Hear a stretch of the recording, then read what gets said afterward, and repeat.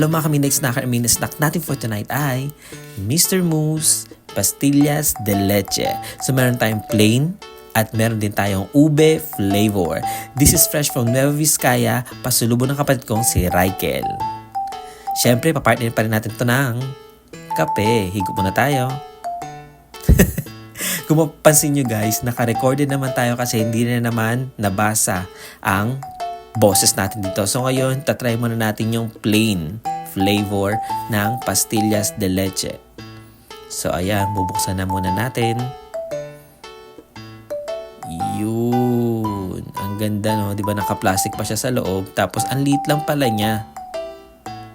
Ayan, ito yung texture niya. Tikman na natin. Actually guys, nung tinitikpan ko to, ang lambot talaga niya.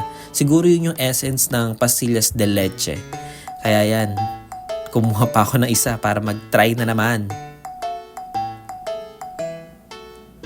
Always nyo check guys kasi meron siyang plastic. So ito yung texture niya. Hindi makita sa camera.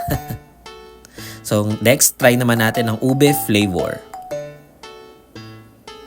So parehas lang din siya na talagang naka-plastic siya sa loob. So ngayon, try na natin. Ganon din siya, may plastic din talaga yung loob niya. Tapos, ube yung color niya which is purple. Tikman na natin.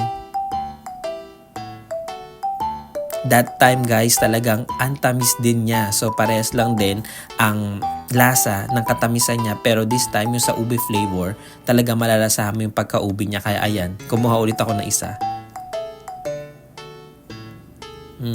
Sarap. Bye bye guys!